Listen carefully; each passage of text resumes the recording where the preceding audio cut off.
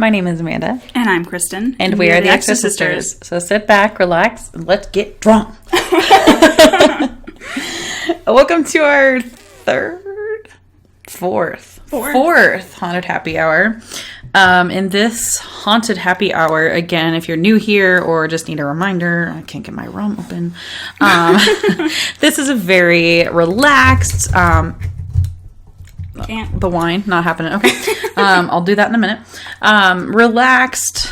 We edited a little bit if there are big pauses, but it's pretty candid. So you hear us moving around and we are drinking a lot. A lot. No, actually, so here's your wine. Oh, thank you. If you came... That's perfect. No, more. There we go. Okay. If you came here for ASMR or wine sounds, there you go. So I'm, oh, okay. I just poured this rum like it was fucking wine. That's right. Fill it up. You're going back into the bottle because last time when we did our alien episode, I am not much of a drinker. I keep saying that, and then I just keep drinking more. Yeah, I'll do it. We're lighting our candles and getting in the mood. We're getting spooky. So I am not much of a drinker, or historically I have not been much of a drinker. And so these happy hours, we only do them once a month, and I actually don't drink usually even once in between these haunted happy hours. And so I am a fucking lightweight. And last year, someone brought lemon Bacardi to a party, and she was like, I promise this is super smooth. If it's frozen, you can shoot it, no problem, even if you don't like shots and you're a little bitch like me. And I was like, whatever, I don't take shots, like it hurts, I'm a baby. And I took one, and ever since then I'm like, this is my shit. So I drank straight on the rocks lemon Bacardi in our alien episode, and I apologize. I got... You don't need to, it's great. Really turned, and I was not able to even finish reading my stories. So, I am drinking it again, but I'm a chill on it. Because when you're sitting down recording and you're not moving around, you don't realize you're drunk. How drunk you are until you're fucked up. And I woke up at 2:30 in the morning that night. I wasn't hungover, so I didn't get like ridiculously pass out, blackout drunk, because we watched Paranormal Activity after that, and I didn't drink at all during that. Yeah, I took notes. I did the full thing, but I woke up at 2:30 that morning, and I woke up Brad. I was like, Brad, when do I stop being drunk? Because I was like, fuck. So I'm sorry, but I'm not sorry because that's what this is for. But exactly. I'm sorry for myself. Like, she can throw that out there. So this episode, we're going to be talking about haunted dolls, and we actually have a, since this is kind of fun for us and not as structured, we don't have to stay on topic if we don't want to. Exactly. And we do like creepy stories sometimes in the beginning. Yeah, and especially if they're from people we know. So our friend Jessica, one of our best friends in the world, sent us this story, and I think she had mentioned this to us before, but never in detail, and so she wrote it down. So thank you so much, Jessica. Shout out to you. Yes. Because this is a long-ass story, like to type. It's exactly. Quick to read through and talk about, but... to care enough to send it in. Yes, thank you. So we're going to start by reading her story, set the spooky tone. We're going to continue to drink because we're not quite there yet, and see where the night takes us. So grab a drink. She's drinking wine. I'm drinking rum, but grab whatever you want. A tequila sunrises were drank earlier in this room. Yeah, that was fun. So yeah, let's get started. So I'm going to read this pretty much verbatim from Jessica because this was her experience, and I think to tell it best is to tell it in her own words. So, I was 15 years old when my parents divorced and my mom moved us across town. I was one of 5 kids. I have an older brother and 3 younger brothers. We moved into a neighborhood that I'm going to omit, just, you know. The neighborhood was a pretty suburb known for all the trees. And after we moved in and got settled, maybe a week or 2 weeks, that's when we started noticing things happening around the house. Lamps would turn on by themselves, doors would shut. The same cold feeling you get when something is in the room with you would happen all the time. It basically felt like our lives were turning into a small personal scary movie. I was 15, so I was above sleeping with my mom, or so I thought, until literally I started dreading going to sleep at night. I will never forget the way I felt. On 2 particular nights, I had this old box TV in my room, the kind that just had the big circle power button on it, and that's all it had. So it was so old, I barely watched TV in there, but one night I was sound asleep when my TV turned on and woke me up. I've been a light sleeper all my life, so it turning on woke me up immediately, and surprise, surprise, it was just white noise. I was instantly scared. Now, I wasn't big on scary movies growing up, but I also wasn't naive to heaven, hell, or demons. I grew up Catholic and very religious. I look over at my alarm clock, and it was just past 3 a.m. F that. 3:03 to be exact. And everyone knows that's basically the devil's hour.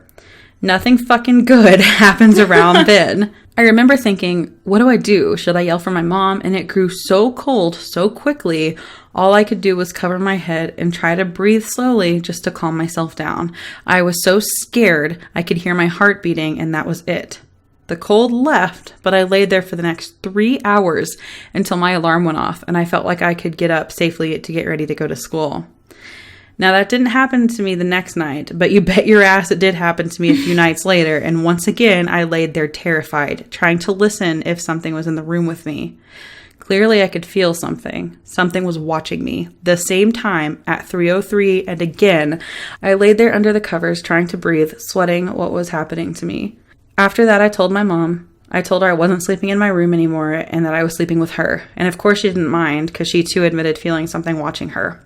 She was smart and quick to act and had our church's priest come and clean and bless the house. And then after that, I felt okay. My ass didn't sleep in my room, but at least I felt better for a little while. Things started happening again around month 3, but I was almost relieved because it was happening to all of us together.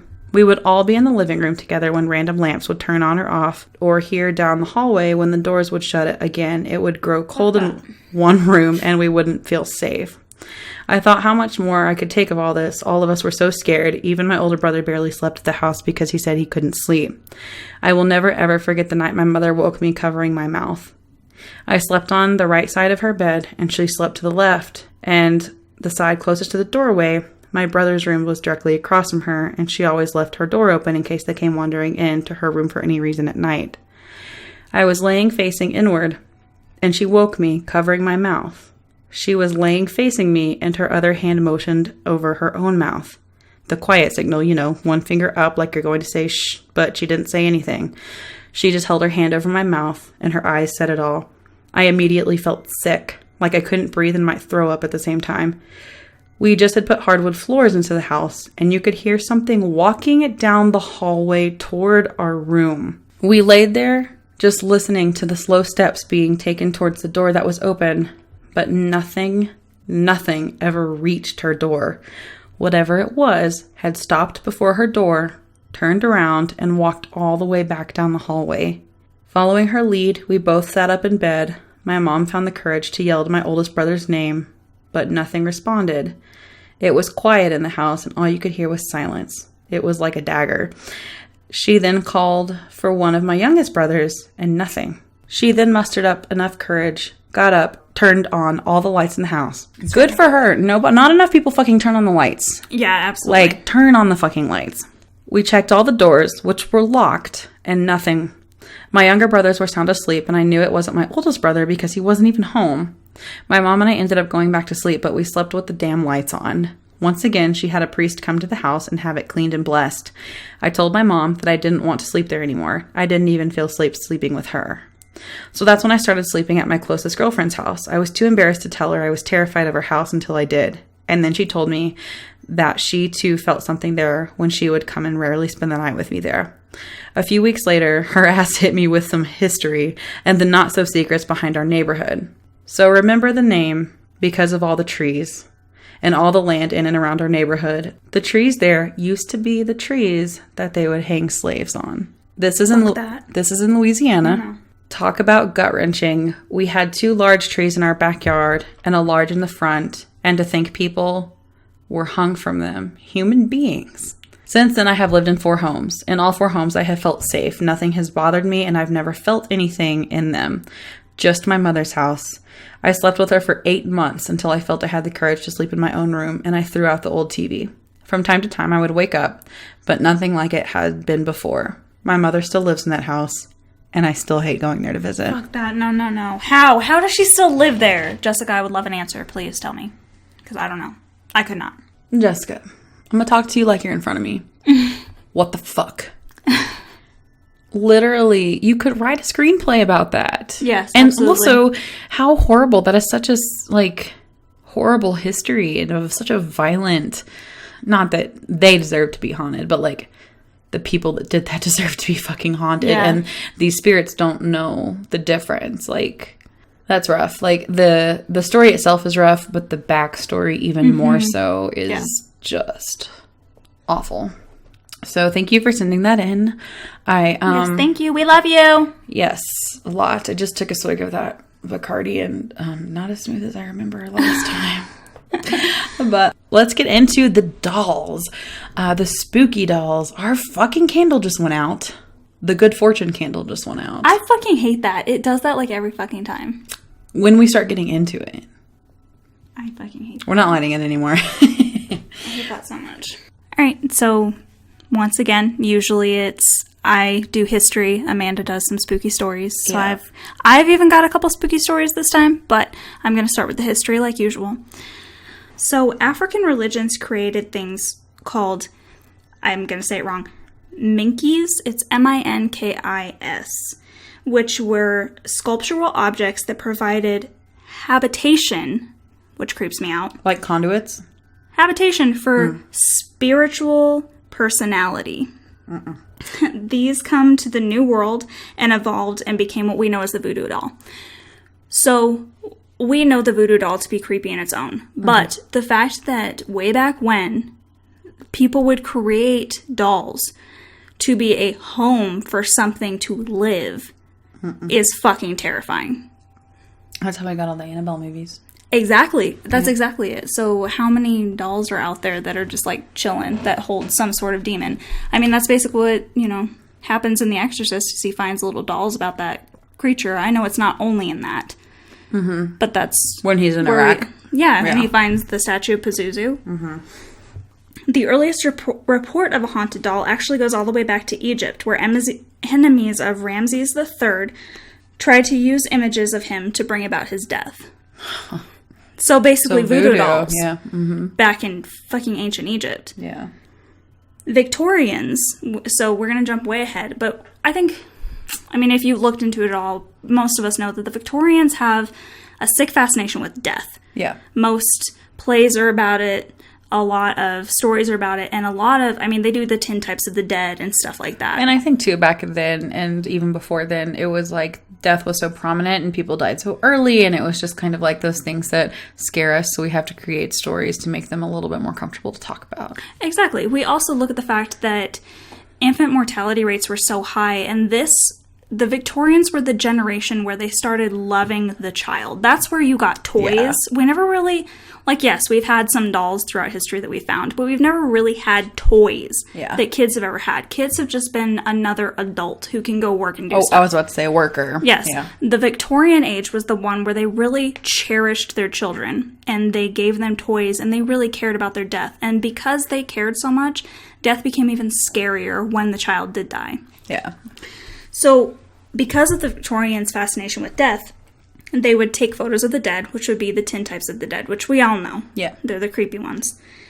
They also made art out of hair of the dead. And that's just, they would make like a brooch or something just out of, it's really pretty looking. But I was about to say, creepy.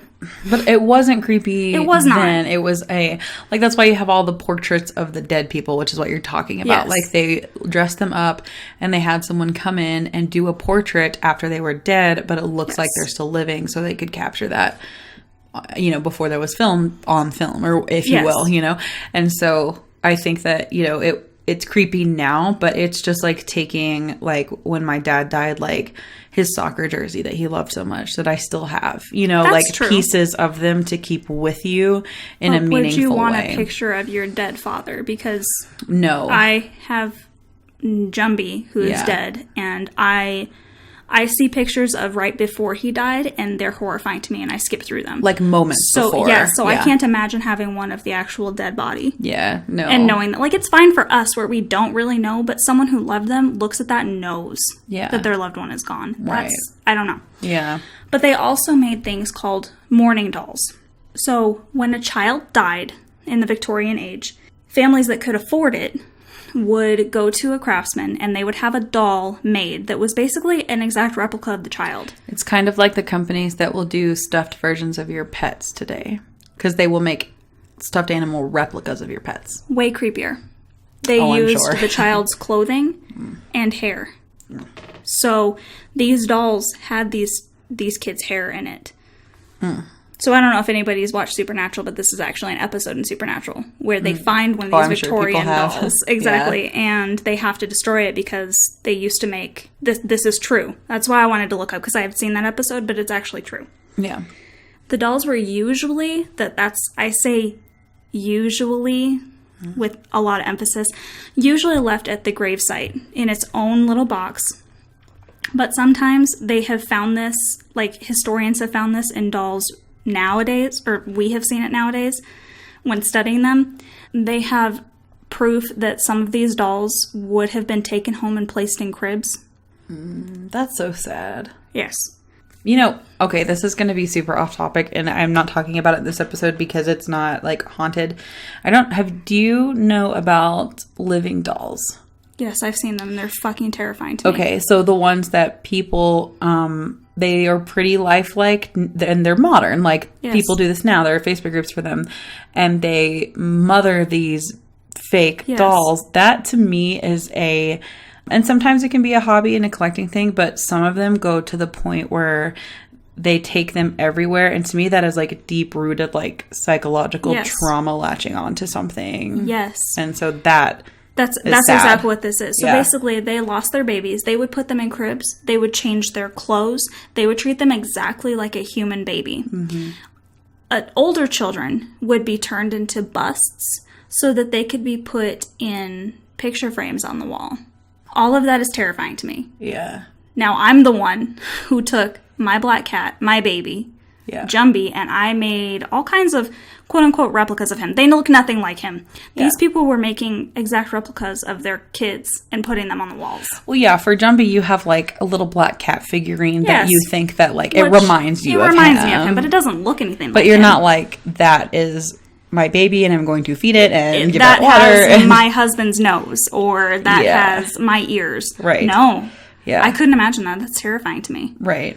So if you have been immersed at all in the paranormal community, the world, or you just, like, are interested, or if you've listened to any, like, folklore podcasts, specifically lore, things like that, then this is not new to you. But since it is probably the most popular haunted doll story, I'm going to start with it. This story is Robert the Doll, and he is currently actually at a museum in Florida, and the doll originally belonged to Robert Eugene Otto, and he was an artist, and he was a little eccentric, and Robert belonged to this pretty prominent family, and Otto's grandfather, while on a trip in Germany in 1904, gave this doll to Otto as a birthday gift because he got it there. And the doll wore a sailor suit that was exactly like an outfit that Otto wore as a child. The Otto family had this doll, and it remained in their home in Key West while Otto grew up and studied art in New York and Paris. So he had moved on, and the doll stayed in Florida, but he had that doll throughout childhood, and he kept it that whole time. And then Otto got married to a woman named Annette in Paris, and in 1930, and they came back to the Otto family home, because again, in prominent families, usually the house is passed down and it's kept in the family, right? And they lived there until Otto died in 1974, and then his wife died 2 years later. After their deaths, the Eaton family street home containing the doll was sold to Myrtle Reuter, who owned it for 20 years until the property was sold to the current owners, who basically use it as like an Airbnb. So you can go stay in this place. Interesting. In 1994, the doll was donated to the museum, where it eventually became a popular tourist attraction, and it is rotated to the old post office and custom house in October for, spooky time. So basically, the reason that that's important is because this doll remained in that house through all of these transactions and all of this time. Yeah. According to legend, the doll has supernatural abilities that allow it to move, change its facial expressions, and make giggling sounds. Ew! Some versions of the legend claim that a young girl gave Otto the doll as a gift or as retaliation for a wrongdoing. Retaliation. Other stories claim the doll moved voodoo figurines around the room and was aware of what went on around him, so that he watched them and gathered information about what was going on. Fuck that. What if it's like The Boy? What if there's like someone just in the walls? No. Still, other legends claim that the doll vanished after Otto's house changed ownership a number of times after his death, or that young Otto triggered the doll's supernatural powers by blaming his childhood mishaps on the doll.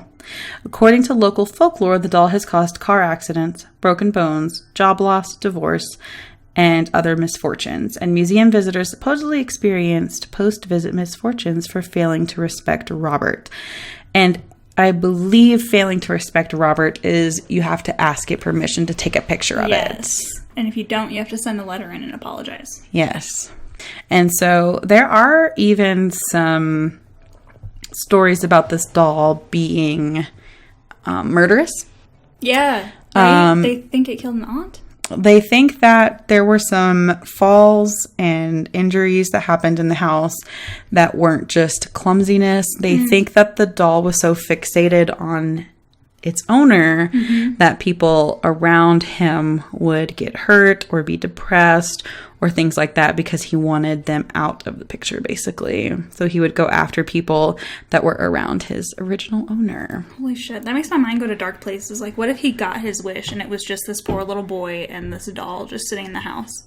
He's super creepy, too. Like, well, I think I'll do an Instagram post for this one. Yeah. Showing some of the dolls we're actually talking about. But Robert is spooky. And he's a doll. He's actually plush. Like, he's not a porcelain doll. He's like more of like a something soft stuffed. And cuddly. Yeah, exactly. That could kill you. Which is scarier because then you get right up on it and it's like. I think Robert the doll is more notorious, but people would probably disagree with me just in pop culture. Yeah, Robert the doll, you have more nerds know about it. Yes. But of course, I know the one that you're going to talk about next. Annabelle has been in theaters, so yes, and we're getting a new one bigger crowd this summer. So Ed and Lorraine Warren. If you don't know who they are, you probably are listening to us because you know us and you're not a horror fan. Ed and Lorraine Warren were self-proclaimed demonologists, paranormal experts, investigators, etc., etc. And while there are plenty of people who think they were full of bullshit, Annabelle is a real doll, and she is really in their museum.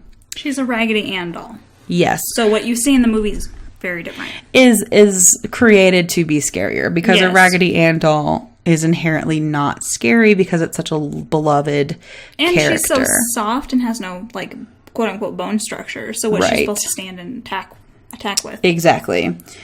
The Annabelle doll was given to a girl named Donna by her mother in 1970. And if you've seen The Conjuring, actually what I'm about to go into is it was these two nurses had it. And in the opening scene of The Conjuring, it is the opening scene in The Conjuring. Ed and Lorraine Warren are talking to these two nurses. And that was based on, technically all of The Conjuring is based on a true story. But that was the Annabelle part that they were introducing based on the true encounter that they had with these nurses. So Donna and her roommate Angie noticed the doll would switch positions or move around the apartment when they weren't looking. And then they began finding messages like, help me, even though they didn't keep like that kind of paper around the house. And then, of course, just like all hauntings, things got worse. So they brought in a medium who concluded the doll was possessed by the ghost of a girl who was buried on the grounds of the apartment. So it's kind of like that like burial ground kind of story. Then things increased. Annabelle was found with a red substance coming out of her hands, and red substance, blood, and moving around. She was moving around more, and this is a quote from a story. A friend of theirs, his name was Lou, awoke one night from a deep sleep in a panic. He had a reoccurring bad dream. Only this time somehow something seemed different. It was as though he was awake, but he couldn't move. He looked around the room, but couldn't discern anything out of the ordinary, and then it happened. Looking down toward his feet, No. he saw Annabelle. No. This is probably, if you've seen the Annabelle Comes Home or whatever it's called trailer, where the bed scene that you are just repulsed by comes from. I finally have watched the trailer all the way through. I'm proud of you. I know, thank you. Looking down toward his feet, he saw the doll. No. And it began to slowly glide up his leg. I hate everything you're saying. Moved over his chest and then stopped. Within seconds, the doll was strangling him. Paralyzed and not being able to breathe, he almost died. He blacked out. He woke up the next morning certain it wasn't a dream, and he was determined to rid himself of the doll and the spirit that possessed it. He would, however, have one more experience with Annabelle. Oh, God. Getting ready for a road trip the next day, Lou and Angie were reading over maps in their apartment. The apartment seemed quiet, but then suddenly a rustling sound came from Donna's room. And in fear that someone had possibly broken into the apartment, they decided to figure out who or what it was. If someone broke into my house, I'd be like, you can have it. Bye. Yeah, exactly. I wouldn't go check it out. I'm leaving. Lou was determined to figure out who it was. And so they went to the bedroom door. And Lou waited for the noises to stop before entering and turning on the light. The room was empty except for Annabelle, who was tossed on the floor in a corner. He looked in the room for forced entry, but nothing was out of place. He got closer to the doll, though, and he got the distinct impression that somebody was behind him. Ew. Spinning around, Ew. He was quick to realize that nobody was there. And then he found himself grabbing for his chest, doubled over, cut and bleeding. His shirt was stained with blood, and upon opening his shirt there on his chest, it looked to be a distinct 7 claw marks, Ew, 3 vertical, 7? and 4 horizontal, all like burns. These scratches healed almost immediately, half gone the next day, fully gone by 2. Annabelle currently lives in Ed and Lorraine Warren's occult museum, and her locked case is holy water encrusted. And in the movie, you get that warning, positively do not open on Annabelle's case. That is there, and it says danger, do not touch anything as well. So this one's a little shorter. This doll's name is Mandy, and it's another one that you can look at, and she is a porcelain. Okay. Which are scary. So when I was a kid, I didn't actually see the movie Chucky. I just saw scenes of him running around and being creepy, like, because my dad would be watching him. And my aunt, bless her heart, and if you don't speak Southern, that's my fucking aunt, got me, and I appreciate these, I really do, but they even scared me as a child. She would get me for a couple years in a row these beautiful, elegant porcelain dolls that were like 2.5 to 3 feet tall, and I would just put them in the top of my closet and like put other things in front of them because they scared me. I think that they are beautifully constructed, but they are terrifying. I don't know why. My grandfather, unfortunately, I never actually physically met him until I was like 12. And from like 1 to 12, he would every Christmas get me a porcelain doll. And I was so terrified of them. They went in a crawl space under our house. And I hated going in that fucking crawl space. And Child's Play was the first thing that ever gave me nightmares. Ever. Yeah. You know what's funny is, I can't remember if I've talked about him before, but when I was in high school, I babysat this kid, and it was the weirdest thing because his parents were like, yeah, no, it's totally fine. He can watch horror movies. He had the biggest collection of horror movies, and this was like 2009-ish, 2010-ish, and he was 9 years old. He had a bigger collection at that time than I do right now. And his parents said, you can watch Saw. We watched My Bloody Valentine together. You can watch any movie he has in his collection. He cannot watch Child's Play. That was the only movie that kid is so fucked up for kids. Yeah. It's crazy. Well, it's like, it's taking... Okay, so let's just talk about if Toy Story was fucking evil. Like, yeah, that would rock a kid's fucking world. And that's essentially what Child's Play is. You take this doll that's supposed to be your best friend, and he's a homicidal maniac. Yeah. Or it's sitting in your room all night, every night, watching you? Who knows what it's doing when you're asleep? Yeah. Fuck that. So this doll, Mandy, was a doll, and her shtick was she would cry in the middle of the night. You just backed so far up from the mic. I'm fucking terrified now. Yeah. Okay, I hate that. She would not only cry in the middle of the night, but she would go around and open the windows. Oh my god, no. Because she wanted all the windows open. Her family got so terrified because the crying was so incessant that they gave her to a museum. Yeah. They were like, no, not dealing with this. So she's currently in a museum. And now she makes the museum staff's lunches disappear or walks around and people hear her tiny footsteps. And they just inherently know it's Mandy.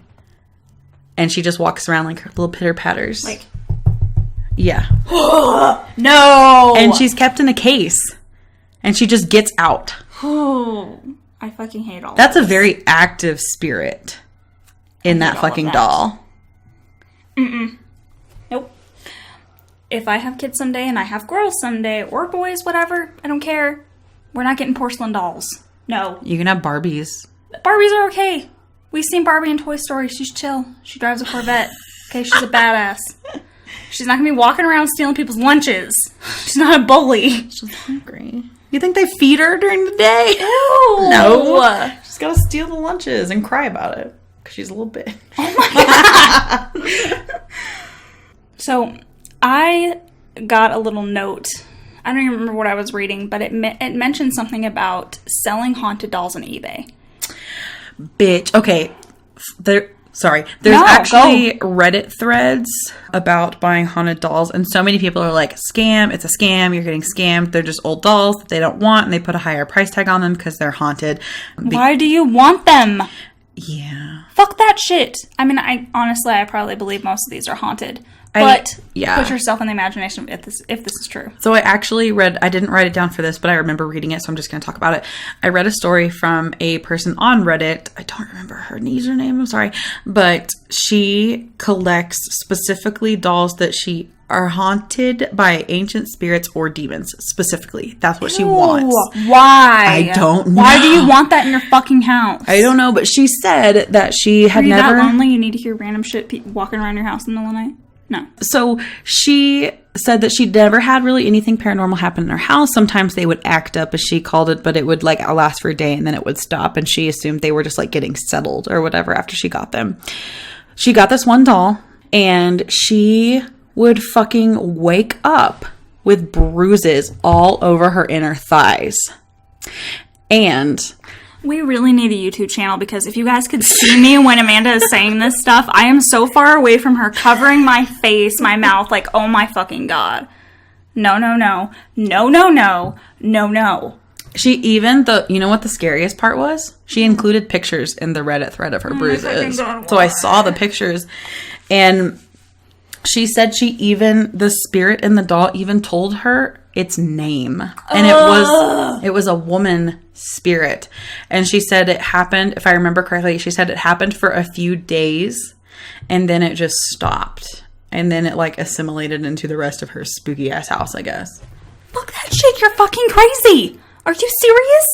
Burn that shit, bury it. I don't know what you want to do. Get it the fuck, no. Why do you think it was bruising her thighs? I don't know. I don't want to know, but I'm fucking terrified. Rest in peace, headphone users. Sorry. I'm just kidding. It's fine. It's why we drink and do these things. So I'm broken now, so thanks. Can you read? We're just gonna move on. Okay. So, by the way, I hope you guys like this episode because now my entire eBay is fucked. Because now all I keep getting is ads for, hey, this haunted doll is relisted. Do you want to buy it? No, I don't want to fucking buy it. Should have made a sock account for your eBay. Yes. It's so bad. It keeps popping up on my phone. I'm like, no. But I found 2 stories that sounded, I don't know, fairly interesting. It didn't sound totally fucking fake. And to put yourself in the realm of, if they are true, this is awful. Fuck that shit. Mm-hmm. So, my first one is a doll named Emma. Fuck Emma. Emma, and this is what it says on YouTube. Emma came from a storage unit. Her backstory is unknown. A friend of mine purchased an abandoned storage unit and found her inside of a sealed box. Okay, first of all, fuck that. No. Mm-hmm. After a couple of days of having Emma in his home, my friend contacted me and asked me if I wanted her. He knew of my interest in the paranormal. He said he couldn't keep her as he felt creeped out by her and felt that he was being watched all the time. I have an interest in the paranormal. I wouldn't take it. No, fuck that shit. I feel like anything I say, though, is discredited by the fact that I still have a haunted Ouija board. But, I mean, that's more because I feel responsible for it. And I'm oddly attached to it. But we're not going to get into that right now. Continue. Okay, so he felt like he was being watched. Yes. He told of hearing footsteps and of things randomly falling to the ground. He told me that if I did not want her, he would throw her in the trash. I didn't want that to happen to such a unique doll. You're crazy. Upon arriving to pick Emma up, I took an immediate liking to her. It was odd, like meeting a child and being fond of her from the moment you meet her.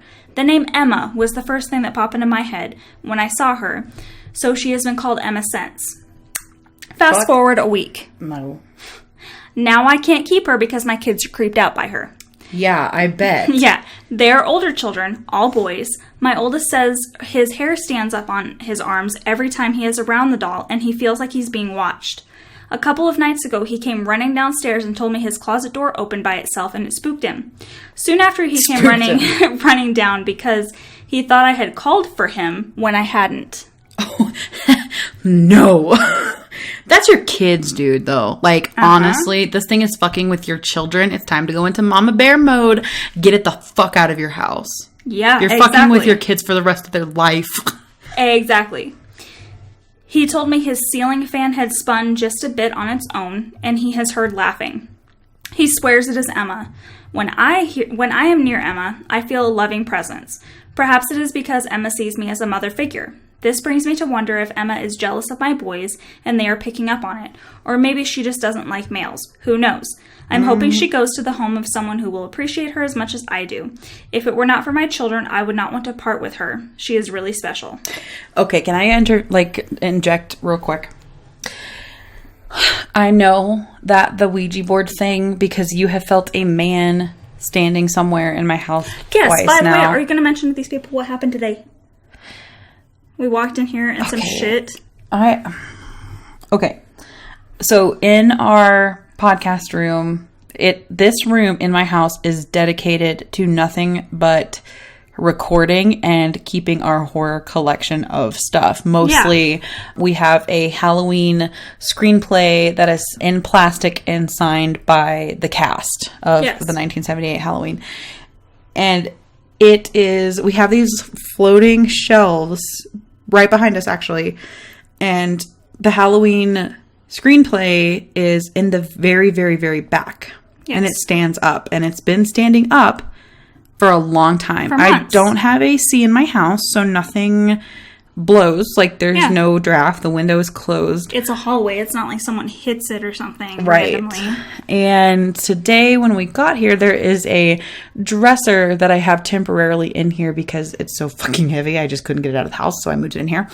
But the script was laying face up perfectly in the center. Yes. And nothing else had, like, there one pop. Even though there's plenty in front of it. There's like 4 or 5 Funko Pop figures in front of it. You know what's so creepy? One fell. Chucky fell. One, yes. While we're recording our doll episode. Yes. Our Chucky Funko Pop fell. Are you fucking kidding me? And the Halloween screenplay fell off the shelf. Nothing else did. Our candle keeps blowing out. I'm telling you, I think we need to stage my house again because I've been feeling real depressed lately, and it's probably because I just have struggled with that in the past, and sometimes just like any chronic thing, it just like flares up sometimes.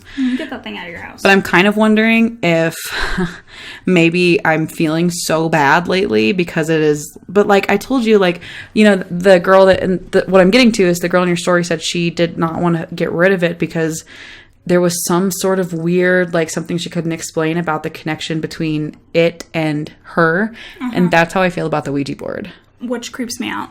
The fact that you're saying that. It's not because you're a collector and you really want this old Ouija board, because you could find another one if you really, really want to. Like, you think weird shit's happening from this.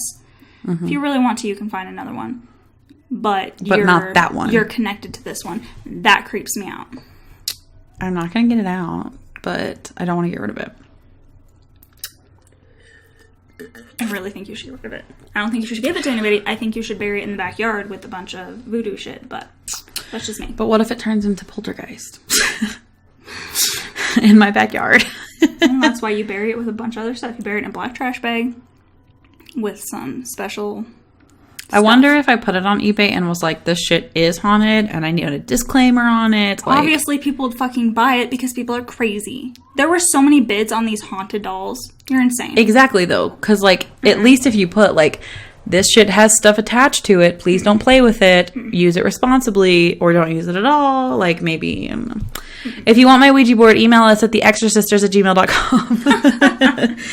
Maybe we'll do a giveaway. Ooh, haunted Ouija board. Legit. A man will stand in your kitchen if you get it out for 2 seconds. Jesus Christ. Fuck that shit. Or your shower. Or your closet. Wherever your Ouija board is, he's going to stand in the next room, just to let you know. Oh, yeah. That's true. I'm sorry. Continue with your next story. Proceed. Okay. So, I just had the 2 dolls that I looked up on eBay. The next one, the doll is called Grace. So, Grace? Yes. And this is the story about Grace on eBay. My family moved into an old fixer-upper home that escaped demolition. After months of tearing down walls and beginning to paint the house, construction workers abandoned their work and said they could not finish the work due to unusual sounds, items being moved, and unexplained sightings. Nope. My family hired a psychic who said that the previous owner, who passed away in the house, did not want intruders in her home. Old items and many dolls were found in old wooden boxes. My family asked me to take the items home.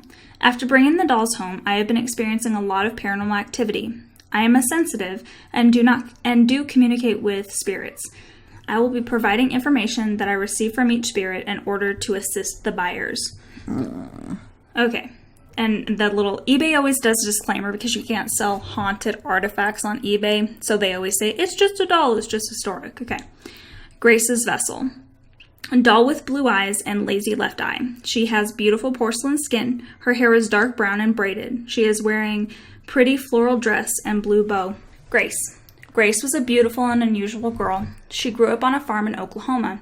She had a younger sister and loving parents. Her parents knew she was special and had unusual abilities. She loved taking care of the farm animals and had the ability to communicate with them. She knew if something was wrong and was instinctively able to heal them. One day she decided to take her favorite horse, Brownie, for a ride. It had been raining for days, and finally there was a break in the weather. Brownie was a great horse, but he lost his footing, and Grace fell off and hit her head on a rock. When she was found, it was too late. She had lacerations on her left eye and scalp. Grace comes through as a pure, loving spirit. She loves animals and nature. She stated that she would like to go to a home where she can be around animals or family pets. I'll bring her in. I got doggies. She communicates by flickering the lights. I also have had birds knocking on my window. Oh, no. That's where I draw the line. That's demon. And that's how she knows she's around. She has also come through in my dreams. If you are sensitive to spirits, you will receive signs and be able to communicate with Grace. So she talks to you in your dreams. She flickers lights, and your pets just, like, are awesome around her. No.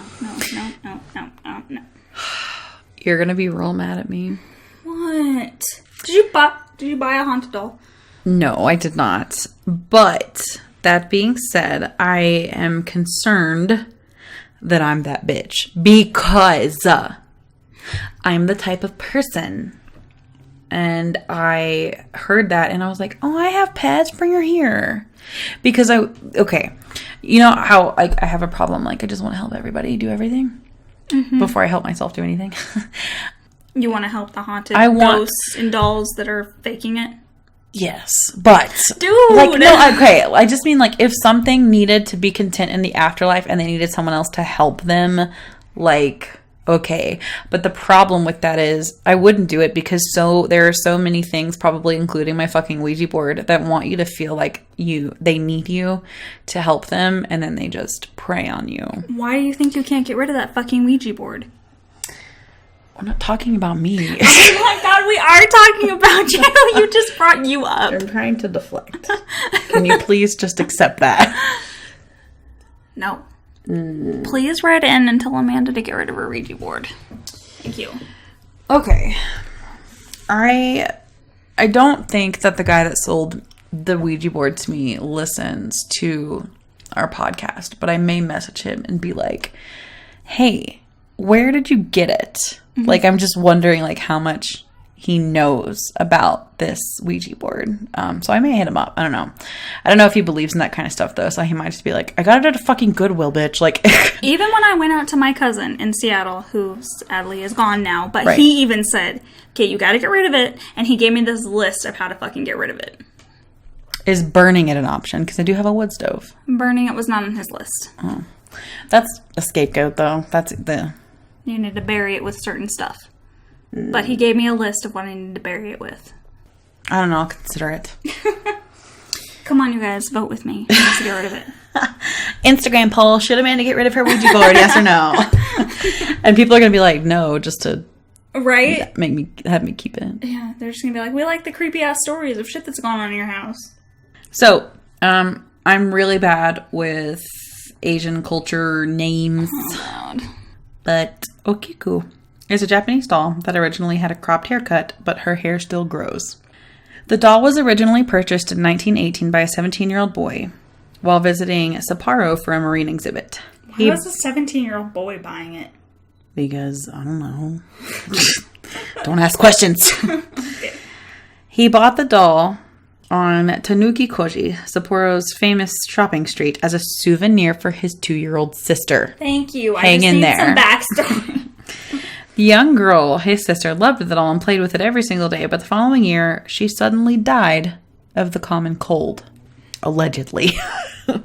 The family placed the doll in the household altar, and Not even like the flu or pneumonia from the cold. from the rhinoceros cold, yeah. The family placed the doll in the household altar and prayed to it every day in her memory. Ew!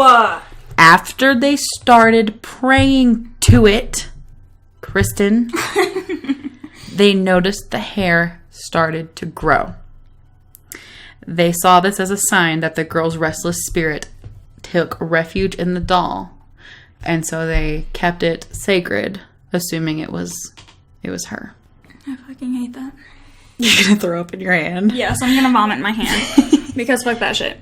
I don't even care about the alcohol. Just imagining that you just brought this little girl, your little sister, into this doll. Ugh. No. Speaking of eBay, No. Harold pretty much... I don't know if you've heard of Harold the doll. I have not. The doll was listed on eBay in 2003, where the seller said that his presence in their home caused, I'm really sorry, the death of their cat, No! the end of their relationship, Fuck that, I don't care. chronic migraines, Don't care. and the seller even heard the disembodied voices of children playing in their basement.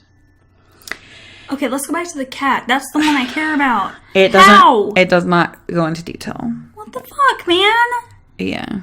No. That's like a horror movie. That's like a horror movie when you see that an animal is in it. Yeah. You're like, okay, that's going to be a horrible death later. Yeah. That's fucking great.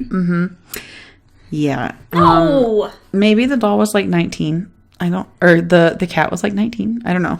That's what I'm going to tell myself. It's a fluke. Harold was passed around from owner to owner for the next couple of years, and he's been rumored to have caused various deaths and illnesses. His last owner was Anthony Quintana, who claims to have exorcised the doll and has sworn to never speak of Harold ever again, which means some shit happened, and he had to exorcise the doll. That he's too fucking terrified to even talk about it. Yes. No. Now, No. this one is not necessarily a doll specifically, but it does involve a doll, and it comes up anytime you really look for scary doll stories.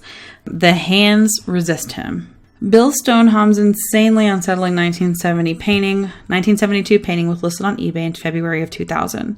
The sellers claimed that the doll in the picture would regularly come to life and force the boy out of the painting so she could be the star of the show and walk freely through their house at night. The listing drew over 30,000 viewers, many of whom reported feeling uneasy or ill just at the sight of the photo on their computer screen. Stoneham has since painted 3 sequels to the work featuring the same characters, which are floating around the internet for your viewing pleasure, which we will include links to when we post this. Okay, we're talking about creepy dolls. Yes. Can we talk about that creepy chicken bird big-eyed thing that freaked me out that you had to explain to me? Momo, yeah. Yeah. It's a sculpture. That's essentially a creepy-ass doll. Yeah. And I want to talk about it because it gives me nightmares. Yeah. And now they're going to plan on making a movie about it. Are you shocked, though? I was like, that's going to be a fucking movie. I don't want to go see it. I'm scared. Well, too bad. This is what you do. I know. Yeah, that is scary. And I think it was a Japanese, God, somebody's going to call me out if I'm wrong. I believe a Japanese work of art. A sculpturist did it, and the internet picked it up as, basically they were saying like there was like a WhatsApp number you could text, and Momo would like text you back, and then like shit would start happening, which was not true. But was it like an actual thing that you could text back and forth? They think that it was somebody had created it and used this Momo as like Ew. But it was faked, allegedly faked. And that was an actual sculpture though, right? Yes, it is an actual sculpture. Who made that and why? And it's like, I think it's like pretty big too. I think it's almost like life size. No. No. I'm dead. You killed me. All right. I'm dead. Here is the creme de la creme of haunted fucking dolls. Are you ready? I'm ready. Bring it. Wait, I'm scared. Maybe I'm not ready. Island of the Dolls. Ooh. The land of trapped souls. Good job. Yeah. Come on. I think everybody's shocked. It was me last time. I'm feeling it. Like, you can tell my voice is getting a little slurred. But last time I was like, I can't read. I can't fucking read these letters on this fucking page. I'm done. I can't It's read. like we go back and forth on what is scary to each of us. And it's like I had the exorcisms or the Ouija boards. It's fucking me up. I was terrified. It should have fucked me up more than it did, to be perfectly honest with you. But I think you're right. I'm not in denial about the fact that there's something wrong with the Ouija board and me as like a connection. But I don't think about that, so. You don't think about that until it's too bad, and then we're making a horror movie about you. Just south of Mexico City. Isla de las Muñecas. Sorry if I butchered that. I apologize. The land's original caretaker, Don Julian Santana Barrera, allegedly found the body of a drowned girl. What? What are you getting that trying to read the name. You're getting real close to me there. Allegedly found the body of a drowned girl and one of her dolls floating near the island. He hung the doll on a tree as a sign of respect, but after being haunted by her spirit, began hanging more and more dolls around the island in an effort to appease her restless ghost and give her some buddies, essentially. After 50 years of obsessively collecting his dolls, Barrera died of drowning in 2001 in the exact same spot where he found the girl. Okay. If we're going to talk about the island, then I also want to bring up Mary King's Close. Bring it up. Because Let's do it. In Edinburgh, in the Middle Ages, when we had the Black Plague going on, we had these things called closes. And what closes were they were basically alleys, and they were down so low, they would just build the cities up and up and up and up and up. They would build these quote-unquote skyscrapers up so high, and these villages up so high that these closes, these alleys, were so low that they never received sunlight. This is where all the plague victims went, and there were numerous times that these closes were then boarded up, and people were left inside to die of the Black Plague. Okay. Ooh, like that house where that girl was? Yes. Now, talking about Mary King's Close, part of the close is, I forget the little girl's name, but there is a little girl in Mary King's Close that you actually go visit her home. And if you don't leave a doll there, if you go visit her, you can go on these tours and just ignore it. But if you actually go into her home and you don't leave a doll, then it's like, because I think if you leave this island and you don't leave a doll, it's like bad omen kind of. It's like Robert the Doll. Like, you get some bad juju. Yeah. Bad shit happens to you. If you don't leave a doll to this little girl in Edinburgh, the same stuff happens. Dolls are so powerful in so many of these fucking stories. Yeah. And we don't even realize it until centuries later. Well, I'm not gonna, like, there's, like, in Mexico, too, this is what made me think of it, there's this store with the locals think that the mannequin was a, like, actual human being. Did you hear about that one? No. Okay, hold on. Let me find it. In a popular bridal shop in Chihuahua, Mexico, there is a mannequin that has stood for over 80 years. And the locals were incredibly unnerved because she had such a lifelike appearance and a striking resemblance to the owner's dead daughter. Ew, what the fuck? Rumors quickly spread that the mannequin was actually the young woman's embalmed corpse. Today, it still attracts tourists hoping to catch a glimpse of her varicose veins, magnetic eyes, and eerily realistic hands, which are covered in fine lines, thin hairs, and detailed fingernails. No. Pull up a picture. I want to see a picture. All right. Okay. Holy fuck. No. 1 second. You're going to have to put a lot of these pictures online. Brutal shop in Mexico. On our Instagram. Ew. There's the daughter. Fucking ew. Yeah. Fucking gross. You should save that picture. That's fucking creepy. She looks so fucking close. Look at the fingernails. Ew! No! Kristin has died. Can you please hand me the wine? Would you like more? Do you want me to just top us off? I'm good. I'm terrified and horrified about society, but I'm good. Okay, but honestly, it was like the best preemptive marketing decision that man ever made. Ew! You can still go see it! What the fuck? That is fucked up. I've started playing on the wine bottles, and I think it's about time we end this episode. I don't have anything. What? Do you have Bless you. Do you have anything? Well, here we are. The end of our 4th haunted. These are my fucking favorites. Like, really? I'm not prepared to be like a full-on paranormal podcast because nobody wants to listen to 1 episode a week of us drinking, and I also think that's going to be bad for our livers and our overall health. But it's pretty fun.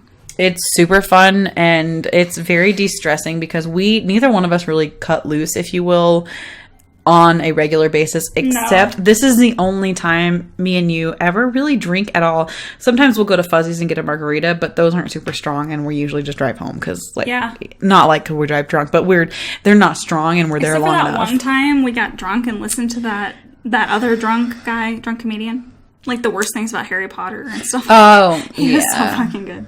Yeah. But it doesn't happen very often, so this is really fun.